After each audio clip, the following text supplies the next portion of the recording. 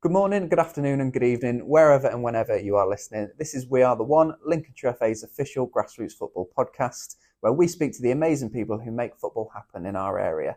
A little bit of a different episode this week. We are speaking to Lincolnshire FA's outgoing referee development manager, Michael Brader, about all things refereeing and his 13 years working for the County FA. Enjoy. So, I am here with our outgoing referee development manager, Michael Brader. Michael, just can you give us a sort of a brief overview of first of all, your refereeing journey? Crikey, yeah. Well, it started quite late in life, really. I played football, just on local Sunday league football, etc., till I was sort of late 30s. When knees started to give way, I took over the management of the team for a couple of years. Didn't enjoy that at all. Didn't enjoy people letting me down, not having the same level of commitment, etc., etc. And a friend of mine at the time, was longer with us, sadly, a lad called Mark Robinson, said to me, "There's only one thing left, isn't it? We'll have to take the referee course." And I looked at him and just went, "You've got to be joking."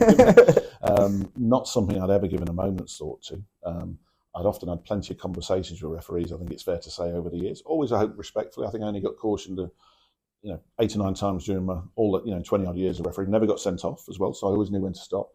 But always had an opinion, I think it's fair to say, as most people do when it came to refereeing. So he and I went and took the course, 8 weeks at Wibberton Social Club. I think out of 8 starting it, we were about 4 of us finished it. And then just started going out refereeing locally on the Boston Saturday and Sunday League.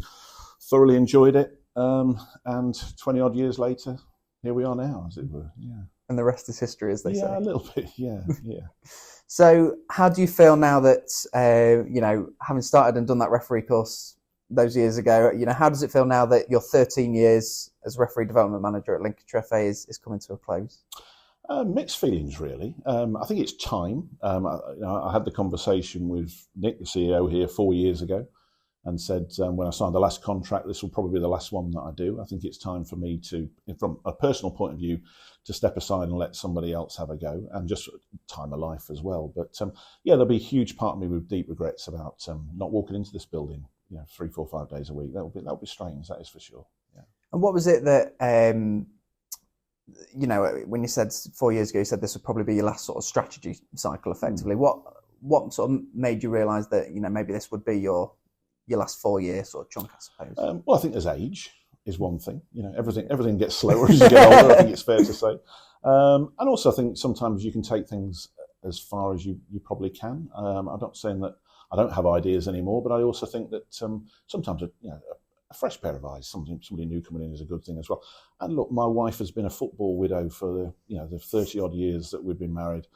And I think it's only fair. She's not going to listen to this, is she? By the way? I think it's only fair that a little bit more spare time for her is now given. Yeah, absolutely. So, for those who maybe don't know what the role of a referee development officer or a referee development manager sort of entails, can you just sort of give us a little bit of insight as to what your job for the last 13 years has looked like? Yeah, sure. So, primary thing is to put a referee on nearly every game of football that's played within the county, which is a challenge. Hundreds and thousands of games of football played throughout the months in the county, etc. To put a relevant referee on every game of football. We obviously want to keep them, give them an experience that they enjoy, make them the best that they can be.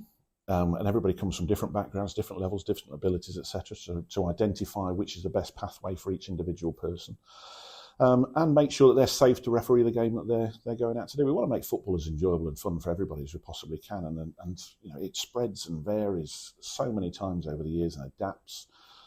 So many different variations of football that we have now, and there's a lot of people who don't enjoy mainstream football but are absolutely flourishing with the pan-disability games, etc. So there's lots of different options for people now, and to really give everybody a pathway into something they enjoy, and most importantly, referees are there to facilitate games of football. It's players that are the really important people in this game. That's not to belie the role that referees play, but football is about players, and it's about making sure they have a great experience. And if referees can go out there and facilitate a good game of football for them and give them a safe place to go out and play, then that's a great thing. And what, in your opinion, makes a good referee? Crikey. You need to be patient. You need to be tolerant, resilient. Hugely important to be resilient. You need to be a fantastic communicator. The really good referees tell everybody at the ground exactly what's going to happen next. When I stand at the side of the pitch and I hear people saying, "What is it now? What's going on?" That breeds uncertainty and makes people slightly anxious about the referee, probably makes them make a comment or two they shouldn't. So the really good ones give loads of clear communication. They do it with confidence as well. And there's strong skill sets that not everybody possesses. Some of them will have some of them need to embellish some of the others, etc. But when we're trying to help people become better, often or not, everybody has one strength, at least one strength.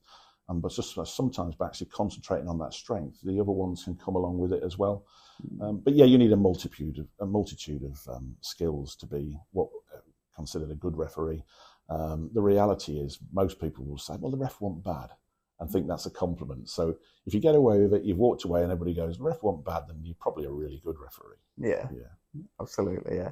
And is it like, from a refereeing perspective, obviously if some coaches maybe listen to this and sort of, from a play, when they're coaching players, they'll be able to pick out their, like you've sort of touched on, key strengths and trying to develop that. Is that the same with, from a referee development perspective, that you can identify those key strengths, and that's the sort of the aspects that you try and sort of lean on a little bit? Sure, yeah. No, we always say to referees, look, you're being judged every second of every day. So every time you turn up a game, the first time you walk out on the pitch, head held high, look confident, look strong, etc. as you're walking out there, to make sure that everybody thinks, we've got a good referee today, where they're going to be confident, etc.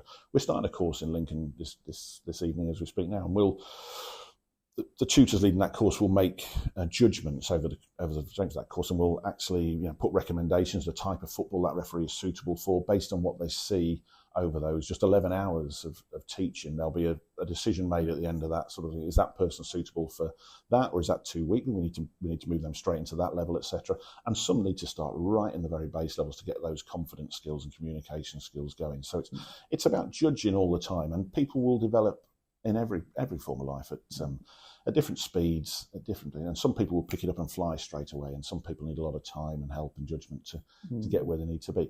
But that doesn't mean that they're less important, because sometimes the greatest successes can actually be with the people who probably it isn't the most natural thing in the world to. And when you see those succeed, that's the stuff that really, you've achieved something at that point, haven't you? Yeah. And for those people who maybe don't know, I suppose, so much about the refereeing landscape, and those who maybe are starting, their refereeing journey, obviously you mentioned there's a course tonight, so the people who are beginning their refereeing journey, are they mainly, on the younger side now? Is there a good mix of those who have, finished their playing aspects and now getting into refereeing, or is it sort of one than the other? Does that make sense? Yeah, so probably on most courses, probably 60% are under 18. Then you've got a group 18 to sort of 21, 22, and then you've got probably the more mature people coming out of playing, etc. And all of them have a different skill set to deliver. So it's always really interesting with the young people, because they probably don't have the communication skills quite as developed as a more mature person would be. And actually getting that balance on the course right, whereby you don't actually make the course too simple for the more mature referees coming into it, to try and get that balance right, to make sure that they all but at the end of the day, we're always looking at the lowest common denominator, to making sure they all attain the same level by the time they leave. But yes, loads of young people coming into it. It's a great way for anybody to develop their confidence, their communication. The number of times parents have come up to me 6 months later saying that their son or daughter is not the same person since they started refereeing, that they've actually blossomed as an individual. They might have been quite introverted before. Very often you'll see dads and even mums coming on the course themselves to keep because they don't think the child's confident enough to do it on their own. Very often, mum or dad turns out to referee 5 times as many games as the said child, even though they just came along to keep them company. Yeah. I think it's a secret way of actually saying we really want to do it ourselves, But a massive spectrum. We've got referees from 14 to 84, and each one of them is equally important. Yeah. Fantastic. So, how has that refereeing landscape in Lincolnshire specifically sort of changed in that 13 years, the years that you've been with the County FA? Well, enormously. I would go back 13 years, and youth football pretty much looked after itself. There were virtually probably only 30% of the games were getting an appointed referee, who would nearly all be certainly 25 plus. There weren't the young people in refereeing that there are now. The courses used to be free. We'd have hundreds of people come on them, and then about 10% would actually referee a game, which was obviously hugely disappointing. They were great for Duke of Edinburgh skills and things like that, but nobody actually going out to referee. So I think we've made the courses much more professional and solid. The course I did 22 years ago, whenever it was basically just sat reading a book. And for 8 weeks, and it was incredibly boring. I'll be really honest with you. And it was about survival of the course. We all knew law really well, but none of us knew anything about how to referee a game of football. It was very much left to it. But now the course is much more practical, much more hands-on, and we have now 60% of our nearly 800 referees are under the age of 18. So, that would never have been the case 13 years ago. And of course, that's made so many things change in how we look after them in terms of the safeguarding aspects that have to be brought into play, quite rightly, to make everybody safe in the game, etc. So what started out as a 3-day-a-week, nice little part-time job as part of my semi-retirement has ended up as a very busy, I call it a 5-day-a-week job. My wife would call it a 6.5 days a week job. I think it's probably more likely to say, yes. Yeah. And the actual structure of the course has obviously changed, because now there's, one evening where you're sort of in the classroom, and then obviously there's a full day, the following Sunday for that practical element as well. Yes. Do you think that sort of balance is important as well? Yeah, there's so many things that can be taught in a room through discussion, and when we talk, it's completely involved. We want people to tell us the answers, etc. Because you do need to have so the pre-course learning, where all the law knowledge is created, and I'm sure, as I regularly do talks to managers and coaches and teams, etc., and they all think they know the laws of the game, and I thought I knew the laws of the game before I started, and trust me, you don't. Until you take a referee course, you really don't know the laws of the game. There's about 400 pages in the book, 17 different laws, so many intricacies of them, etc. I've got a law test coming up on Saturday from a role as an observer, and I've been swatting for the last couple of weeks to make sure I'm back up to date with it. So there's lots and lots of things that you need to know. And it's a multitude of factors, but it's much more involved now, much more practical. It's far more important to make sure that people know and understand how that, when we talk about communication, that really clear signals, really strong signals, because quite simply, if people have the perception that you know what you're doing and you look like you know what you're doing, they kind of leave you alone. If they almost look at you and think, I always say to people on courses that there's an old adage that if you're frightened of dogs, they'll probably growl at you. Yeah. And to a certain extent, footballers can be like that. If they sense a little bit of weakness, perhaps in the referee, they might sort of think, we can push this a little bit, and just nibble a bit more, just because we might get the better of the judgments, etc., that come our way. So even if you're not that person that's as strong inwardly, etc., you need to learn those practical skills. And that's why we have people out on the pitch repeatedly blowing their whistles, repeatedly doing strong signals, so it becomes a normal. What we don't want is, whenever they walk out into a field of play, for anything to be for the first time. So when they're calling the captains together for the toss of the coin, when they're giving the flags to the assistant referees to help them with offsides, etc., we want to make sure they've got a process in place. So it's never the first time when they go. The first game I did as a referee, I went and called the two assistants together, and they said to me, "Where do you want me to stand?" And my answer was, "Where do you normally stand?" I didn't know. Nobody had told me where they should go. No. So I said, "Well, go over there and over there, then, that'd be great, whatever." So we want to take away those uncertainties and make sure that everybody has a clear understanding. First time they go out there, what it is they're expected to do at every different, because football is just a series of processes from a referee's point of view. There's a goal kick, there's a kick-off, there's a penalty, there's a free kick outside the penalty area, there's an offside restart. Various different aspects of your role. So what would you say was some of the more enjoyable sort of parts of your role as a referee development manager? Look, I love football. I've always loved football. It's always been a massive part of my life. So all of it's great fun. Some of the admin side I'm probably not quite so excited about. Writing a risk assessment is not my idea of having it, might be said. But look, they all need doing.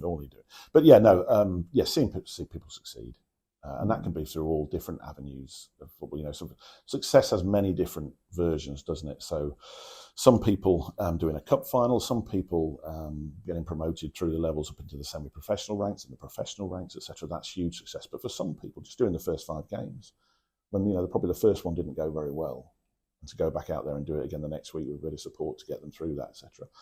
That's success, isn't it? Yeah. And for people to overcome some barriers, we have people with ADHD, on the autism spectrum, etc., that come through courses, whatever, where communication is extremely challenging for them, and to see them overcome those, those issues, etc., and still succeed and actually go out there and achieve what they achieve. That's real success, isn't it? Yeah, that's real success. Yeah, absolutely. I mean, you mentioned before, in that answer as well, that now Lincolnshire has so many sort of referees in sort of, the top flight leagues. So, the EFL, WSL, Women's Championship, National League, Women's National League, for example. Do you feel that's maybe a good measure of how sort of refereeing in our area has grown and developed over time? Yeah, so in terms of level 3 and 4 referees who are ones who operate in the semi-professional game, I think when I first came here, then we had, I think, 9 level 3s and 10 level 4s, which Lincolnshire's a mid-range county in the terms of everything. I think we've now got somewhere 40, around about 40 level 4s and level 2s, and double the number of level 3s, etc. going out there. So over the years we've put in a process, and that's through not just the work that I've done, but we've got a fantastic team of volunteers, observers, coaches, mentors, etc., deliverers who go out there week after week and stand at the side of the pitch in the rain to make the referees better, give them more confidence, etc. There's a much clearer progression pathway from the FA now as well for people to proceed quicker and in a more coherent style, etc., so we can identify the best referees, and they don't necessarily have to serve 15 years of hard labour before we'll let them out on a better game of football. Now, if the talent's there and the hard work's there as well, and the ability is, we'll move them through much quicker. So that groundwork over all that time, with now so many more referees having moved up into higher levels of games, is really starting to bear fruits. And I'm really confident in the next 5 years that will continue, and we'll see many more referees move into the very top level of the game from Lincolnshire. And Lincolnshire is not, a traditional hotbed, would it say, of top flight referee. And the North East, Yorkshire, Manchester, London, that's where the majority of the top referees have always come from. So we're slightly changing the landscape on that, and I'm really enjoying looking back and seeing those people that we've got to a certain levels now actually progress further as we move through. And obviously we can we can talk about sort of referees like Josh Smith and Amy Keir, Laura Van Leer, for example, who are just 3 examples of those referees who are at that pushing that very top sort of level. And obviously you'll have had quite a big part to play in their development and their progression as well. Do you take quite a bit of sort of satisfaction, or are you quite proud of being able to see that they've worked their way up through the progression pathway up to that? Look, every referee that gets any promotion, I'm always thrilled to bits. And I genuinely mean that. It really does. Really gets me out of bed in the morning seeing people, and it doesn't have to be at the highest levels as well. If somebody's exceeding and reaching their potential, then I really enjoy that. But I think all 3 of them. I think Amy did a course when she was 16 that I took, and Laura and Josh, I think I've known since they were 14, and so to see them doing what they're doing now and doing it quite normally and quite naturally, and just being part of life. I'm not going to take up the credit for it, because, as I say, there's a huge group of people that support and influence every referee through their journey. My part is to set up the boundaries of it. But I think it's fair to say that I've had lots of conversations with all of them over the years, and they'll tell you that most of the conversations from me have been probably kicking them up the backside rather than the other way around, etc. But they always get the truth from me, and all referees know that. Honesty is the only way, isn't it? Telling people they're marvellous if they're not doing terribly well is not a good thing. But by the same token, all those 3 people, and I take Amy for example, who used to have was terrified of fitness tests, etc. And I used to sit there with her while she was, became emotional. I can't do it. Yeah, you can do it. And then to now see her leading groups of people every week on a practice to do the fitness tests, on a practice on a Thursday on the track in Boston is, it's unbelievable, isn't it? Really, but it's actually sometimes overcoming your own mental issues. The physical things aren't really there. It's the mental issues that are the problem. And to see those small steps and then become big steps, etc. I take huge pride in that. Of course I do. Yeah. So what would you say were maybe some of the challenges that were part of your role?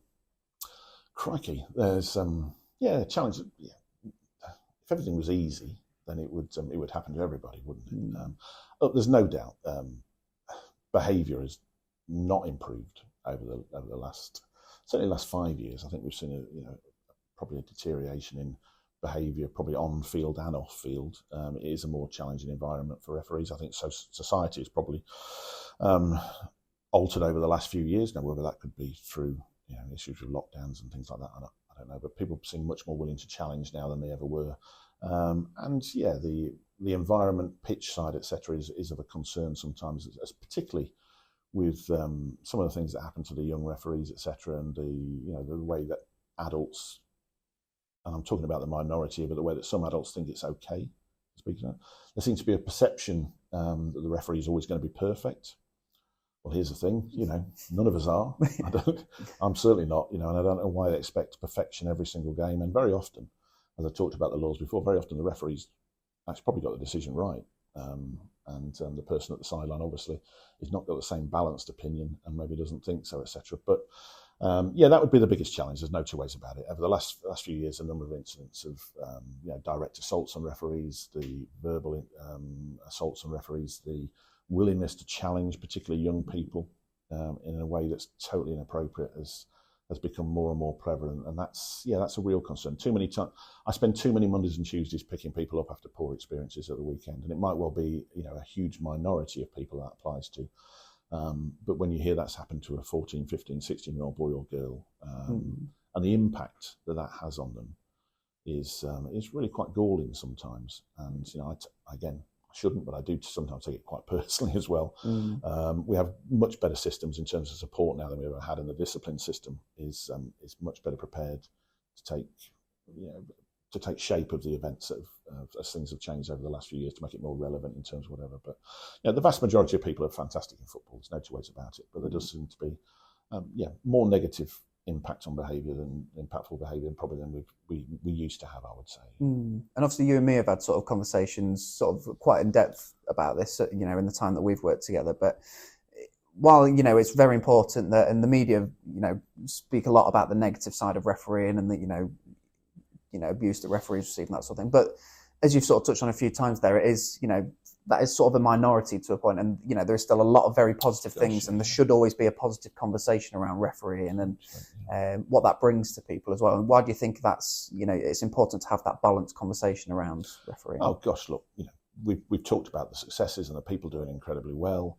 And I think one of the things that I'll give credit to you here, Zach, one of the things that you've done much better is actually highlight that the number of referees we have competing at high levels of the game now, the number of people who are going out working in the semi-professional game as well as the professional game, and the number of people who've said to me, I don't know, you had any decent refs? I thought they were all rubbish. Well, no, actually they're all pretty good, but they're different levels, and so it's really good that people see the successes of the team. Refereeing tends to have an image a perception where we say to people, just keep your head down. If you can walk away from a game, nobody's really noticed you've done really well. And I think we're probably trying to change that a little bit now and say, actually, these people are a really important part of the game. They're doing a really good job in the main, and it's very rare that you really see a poor referee. I genuinely believe that.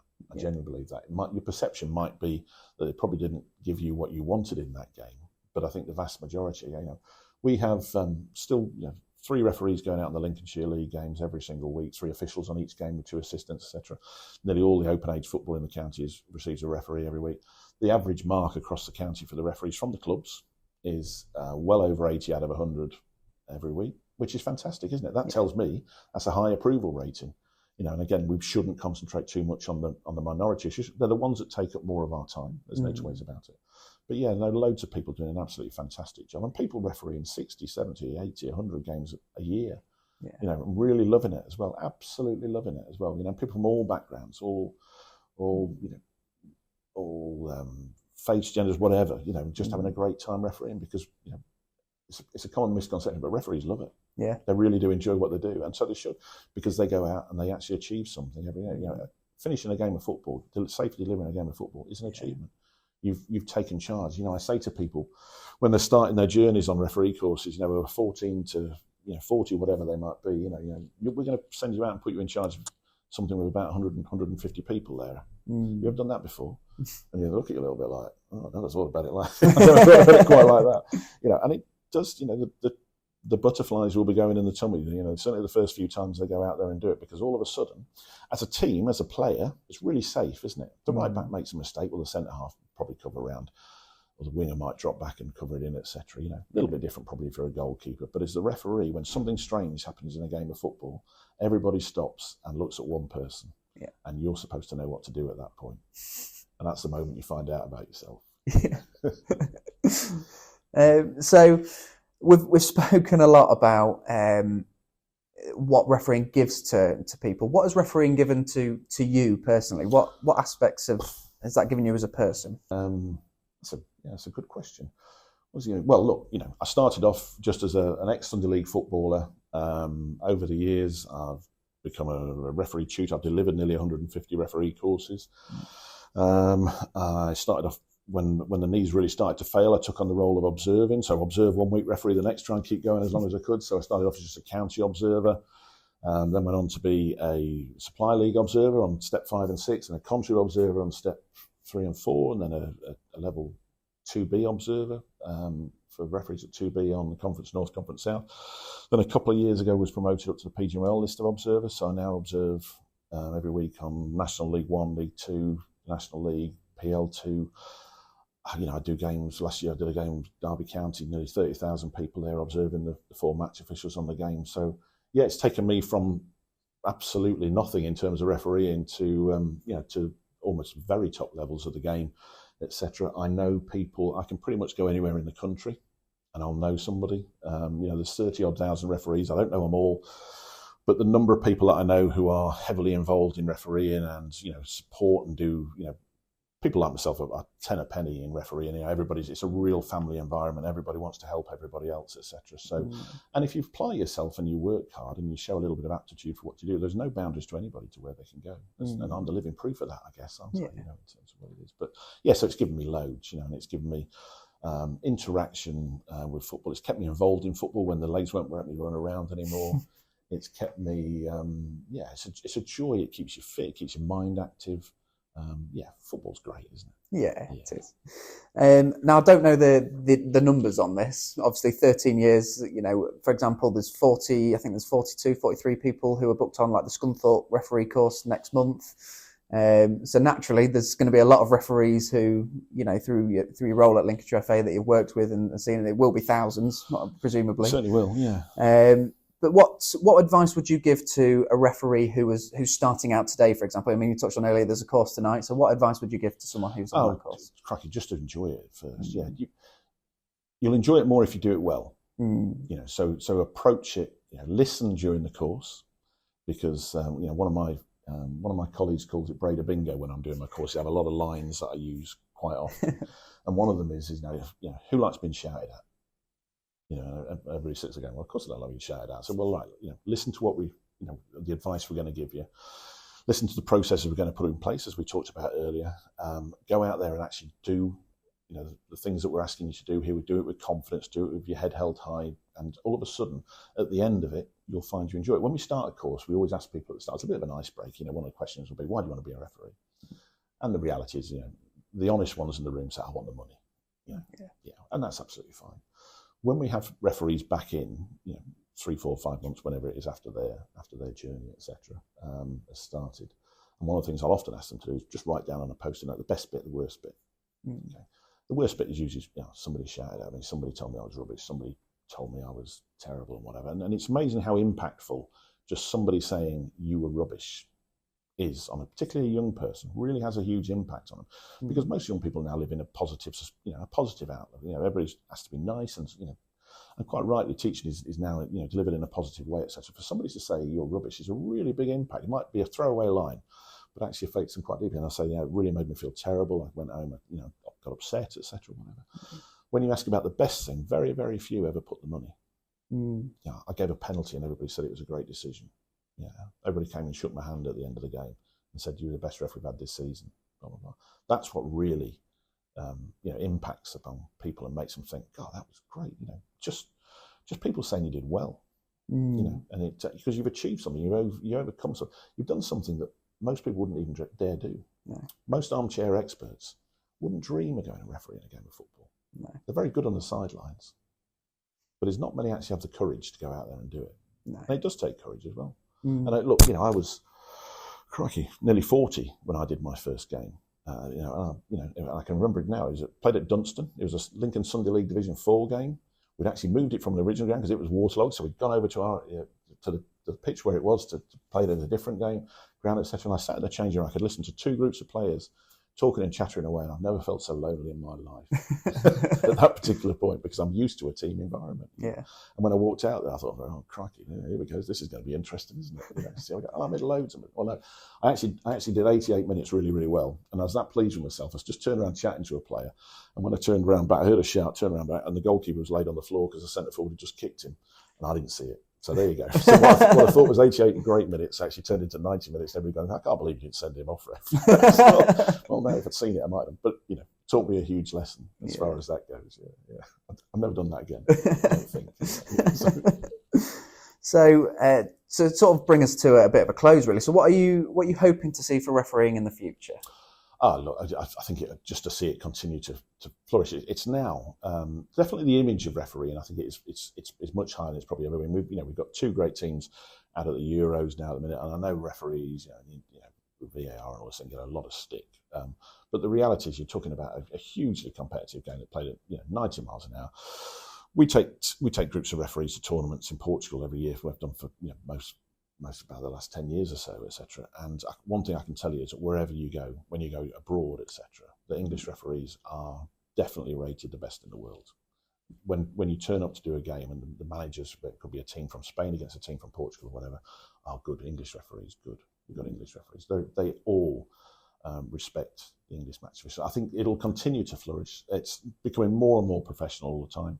Mm-hmm. The FA and the PGMOL are spending millions on supporting referees that probably never been in the past. So the early training, etc., for referees now with potential is huge from the FA, from the county FA, etc.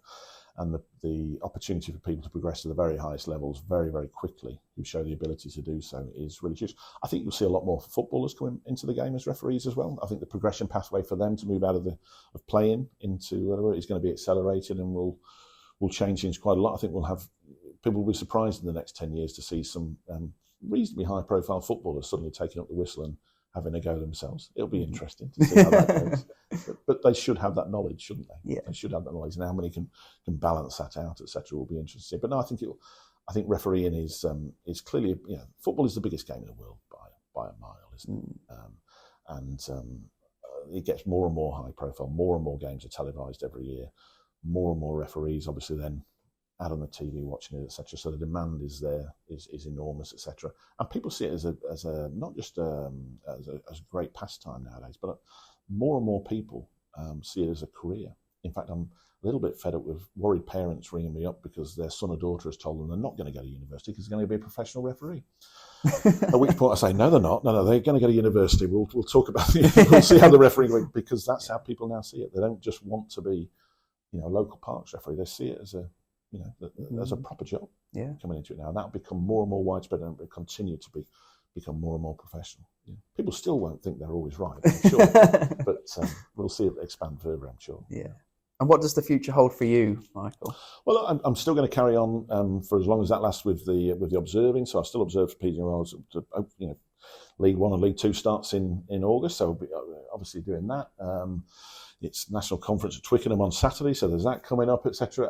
I shall still be involved in football. And one of the things I'm really looking forward to, Zach, actually, is probably sometimes the penalty of doing this job and having to do the administration side and all those things, and setting up is that I probably haven't spent as much time at the side of the pitch supporting new and young referees particularly, and that's a bit I really enjoy.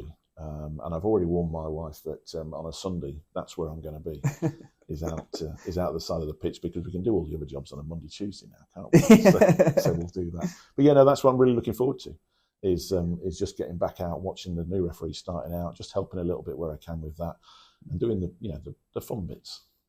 Brilliant. Well, Michael, it's been an absolute pleasure to sit and talk with you. It's been a pleasure to work with you for me for the last 18 months, but obviously you've been here for a lot longer than that. So thank you on behalf of, Lincolnshire referees. I'm sure that they'll all be egging me to say so. Thank you very much for everything that you've done. And hopefully this, I absolutely have no doubt, it will be the last time that we obviously hear from you and see from you as well. Oh, you'll still see me around, Zach. Thank you very much indeed. Thank you very much. Take care.